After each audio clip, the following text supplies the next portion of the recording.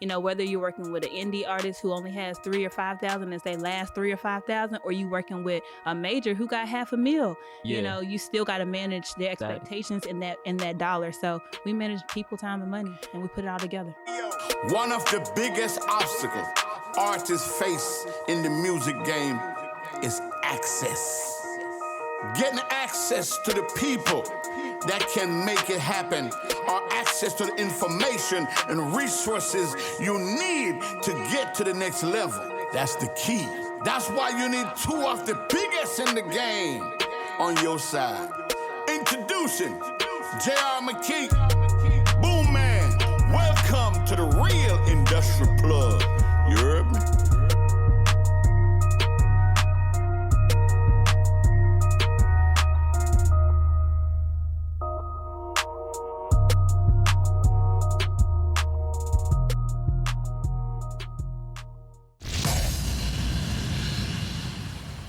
Welcome to Real Industry Plugs. I got an amazing guest today. The one, the only Princess Mbanuzue is in the building. Yeah. Listen, so for those of y'all tuning in, y'all not familiar with this person, that's fine, because that's how it's supposed to be. We're bringing y'all the Real Industry Plugs. I have Princess Mbanuzue. Princess Mbanuzue is one of the biggest, like they say, two of the biggest in the game, one of the biggest producers. And I'm not talking about making tracks. This lady produces some of the best music videos and television shows in Atlanta. I'm bringing y'all entrepreneurs in the music industry that aren't rapping and singing. I'm bringing you plugs, people. I'm showing you guys the way. I'm showing you exactly how you can move to Atlanta and get money, because that's what Princess Mbanuzue did. And so we're going to get into her story. Princess, thank you for coming on the Real Industry Plugs. Thank you for having me. For sure, for sure. So, Princess, first of all, is that your real name? Did your parents name you Princess? That's my government name. Wow. And I'm Nigerian, so that's actually a common. It's like an Ashley. Really? Yeah. That's because as Africans, we kings and queens. Yes. So we got to have princesses as Africans. Shout out to the Nigerian families. I'm from Cameroon. Oh, dope. I didn't know that. Yeah, I'm from Cameroon. I haven't been there yet. You got to go. You travel so much. Why you haven't been? So I'm going to go. I'm definitely going to go. I heard it's real close to Nigeria. Mm-hmm. I heard it's like right around the corner. Mm-hmm. So all my, how you say it, Cameroonians? Mm-hmm, yep. All my Cameroonians, holla at your boy. Yeah, go to Cameroon, Nigeria, and Ghana. Yeah. Like, just do a whole circuit while you're there. I got to do the tour. Yeah. Okay, so Princess, first of all, let's talk about, let's let them know who they have the pleasure of listening to right now. You know what I mean? Let's talk about some of the accolades. You're a producer. You produce music videos, you produce film and content, mm-hmm. right? You've worked with Lil Baby, mm-hmm. Megan Thee Stallion. You've worked with BET, MTV. Mm-hmm. You worked with Teyana Taylor. You're nominated for VMAs. You know what I mean? Like you're highly sought after. I'm sure highly paid producer in the city of Atlanta that took the time to come sit down with us. So we're grateful. But like, tell us a little bit about just give us the top tier. Just give us an A-list of Princess. I feel like you just did. But okay. Remind. They need to hear it from you. They need to hear the queen say it. Yeah. I guess if we're talking accolades, I feel like I've worked with a lot of the top tier female artists in the industry when it comes to like the music video space. Yeah. I've worked with Meg, Cardi. I've worked with Missy Elliott, Teyana Taylor, Latto. Love Latto. She's the hardest worker, man. Yeah, I've worked with a lot of people, you know. I'm in the TV space now, do talk shows a lot. Yeah. A couple feature films. So, yeah. I mean. Let's start. First of all, congratulations. That's amazing. Let's start with, let's give them a breakdown. What is production? Like, you know, your company is Beyond Productions and Castings. What is production? So it's Beyond Castings and Productions. Okay. And so production, I always tell people as a producer, my job is to manage people, time, and money. That's the biggest thing. Like, you have to manage attitude. You have to hire and fire people. So you got to know if they work well together. That's managing people. Managing time is also managing money, because we have to, make smart decisions when it comes to how we, produce the content, or, how we're scheduling certain things. And then money, we have to make sure that we're hitting everybody's bottom line too. Like, people have budgets, and, whether you're working with an indie artist who only has 3,000 or 5,000 as they last 3,000 or 5,000, or you working with a major who got $500,000, you still got to manage their expectations in that dollar. So we manage people, time, and money, and we put it all together. And so for me, in my experience, right, anytime that I need, me, it's mostly music videos. Anytime that I need a music video, I'm going to the director, right? Elevator Kevin's one of my closest friends. He's a director, but the director is literally the person, I don't want to say behind the cameras, because sometimes they use DPs, but the director is the visionary, but the producer is the one that actually brings the vision to life. Yeah. So I think people don't understand how much work producers do. So the director, I always say that the director is the mental. They're the head. They're what we see first. We're what we think about when we're thinking about creating something. But then the DP is the eyes, because they're really the vision. The director dictates how we feel. The DP dictates what we see, and then the producer is the neck. We make sure it moves. Right. All the analogies for y'all ass. She got all of. Okay. All right, so speak about the casting. Why is it production and casting? So that goes back to my story. I actually I started off as a dancer. So I was a principal dancer, and I worked with a lot of different artists, did tours, did TV shows, music videos, and not even really. I didn't do a lot of music videos, but TV shows, movies, and a lot of touring. And so when I decided, it was time for me to venture out into something new, really when God set me still and told me you're supposed to be doing something else, I literally started like a entertainment consulting company called Beyond the Steps. So basically that came from dancing. We do steps. So I was like, it's beyond that. What else you got? Like, outside of that 8 count, outside of the dance moves that you learn, the talent you have, you got to go beyond that in order to create something bigger than you. So I really just wanted it to be like kind of a job placement. So I was like, man, only way they can get jobs is if I go into casting. Like, if I help them, I may want to give them the business, but a lot of people don't want to pay for that. A lot of people don't want to do the coaching, that side of things. They don't see it until you book them. So I was like, you know what? To get their attention, I'll start booking them. And when I book them, I'll teach you on set. Like, what you need to be doing, what you need to have in your dance bag, what you need to have in your model bag, how you need to come, how your emails need to be sent. And then they started listening to the knowledge I was providing them. So my company... But let me say this real quick. It's crazy because the best entrepreneurs are the ones who want to educate. Those seem to be the people that always rise to the top.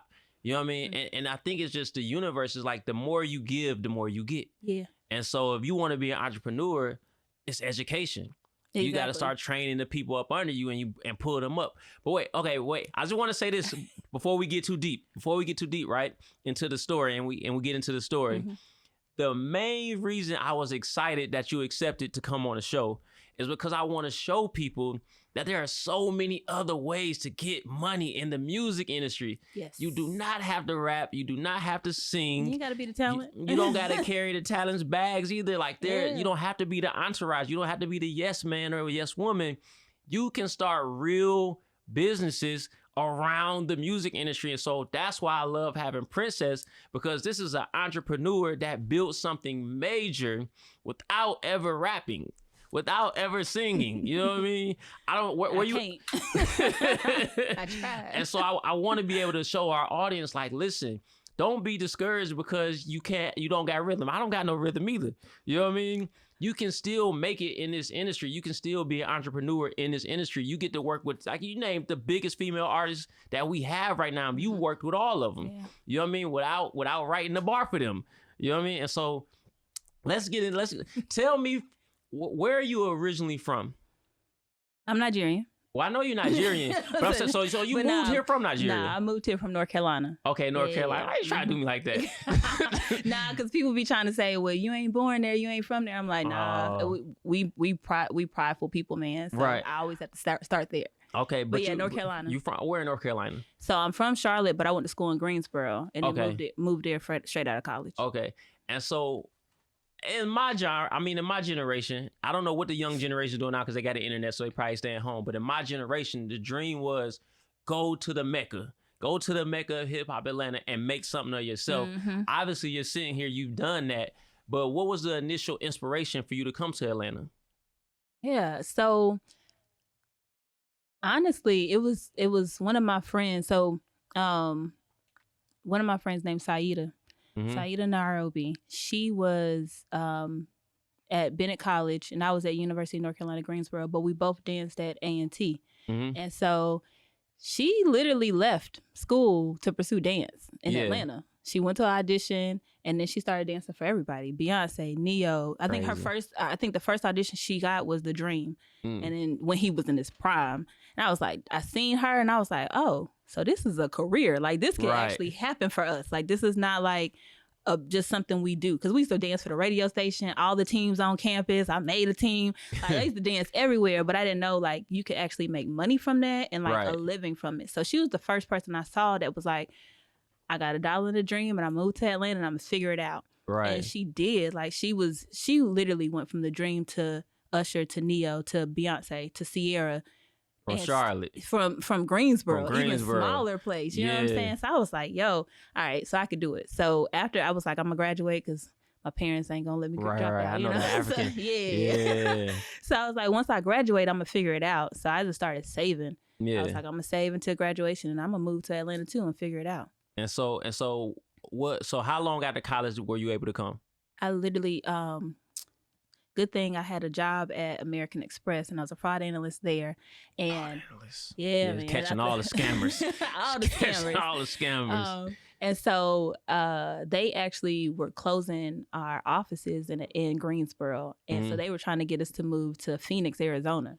And I went out there. I know. It's too hot. Exactly. I went out there for like a week, and I was like, I can't do this. So I took a severance package, and then I just left. So you bounced on the job. Hell yeah. Hey, man, don't be afraid. Don't be afraid to cut them off. Yeah, I left. I was like, yo, I can't. This Arizona is not the place to be, and I'm not trying to do this for the rest of my life. So yeah, I took a severance package. Luckily, they allowed us to like be out there for like 2 weeks to make your decision. So I was out there for like, I think like maybe like 4 days. Damn. And I was like, all right, I'm out. So I took the severance package and moved straight to Atlanta. So it was literally once I graduated, maybe like 3 months later. So all right, so let me ask you this. I want to get in depth because I want people to be able to know the struggle that it takes, but just be like what it really takes. So when you moved here, did you have a place? Like, who did you stay with? Friends? What happened? I had a place. So she had that severance money. So but on top of that, I went to school for accounting. So I've always been a money person, and but I actually graduated with marketing and entrepreneurship. So like everything that I learned in college actually transferred to what I do now. Wow, I don't hear that often. What college you go to so we can recommend it? The University of North Carolina, Greensboro. All right, listen, if y'all in that area, they really doing it. They really teaching y'all what y'all need to know. Yeah, so it really translated to what I was doing now. And like I said, when I found the inspiration in seeing what Saida did, I started saving. That's the first thing I told you. I started saving. Because it was like, I'm not going to be a struggling artist. I'm not going to be a starving artist. I never liked that coin, that phrase. I know everybody got to go through it, get through the mud. There's other ways to go through it. Because in our field, we go through a lot of stuff mentally. So even if you had the finances where you didn't have to sleep on the couch with 5 other roommates, you may get tired of getting those no's. And you got no's for the whole year. You ain't never booked the job, and you trying to stretch that dollar. You know what I'm saying? So for me, like I started saving, and then I had the severance. So I was good. I was good for a year. Yeah. All right. So this first year, the focus was dancing. Dance. Okay. Dance. And how long did you dance before you transitioned? So actually, I got my first dance gig a year and a day to when I moved. And I gave myself 1 year. Yeah. And I was like, I only got 1 year. If I don't make it in this year, I ain't gonna do it. And God is always laughing at us. So he was like, I'm laughing at the plans. Yeah. So when I was thinking like I'm gonna get a job, the next day I got a Facebook notification, and one of the choreographers was looking for me. She couldn't find me because when I was going to dance auditions, I didn't know what to do. I was putting like a Google number on there that was not set up to my, because I wanted people to think I was from Atlanta or lived in Atlanta, not have a Charlotte number. So she could not, like, the Google number did not. Wasn't working right. Yeah, so she had to Facebook me. So Wow. she Facebooked me or whatever, and I got the job, and I went on the road like literally 3 days later, and we did an international tour. Sheesh. Yeah, with B.O.B, and I was with him for like 3 years. Shout out to Bob, man. Yeah, working shout out on to Bob Be right Rich now. and TJ and all Yeah. them. Like, them the homies now because of that. But I danced total for 10 years. Like, my total career was 10 years. Okay, that's but, a great career. Yeah, it was You know, good. rappers last way less than that. But I mean, I also think that, yeah, 10 years was good. But Yeah. I think, you know, when it comes to like any kind of, Because I'm, first of all, dancing, you're an athlete. yeah, So 10 years as a professional athlete, Tired. that's a good fucking career. exactly. You know what I mean? So yeah.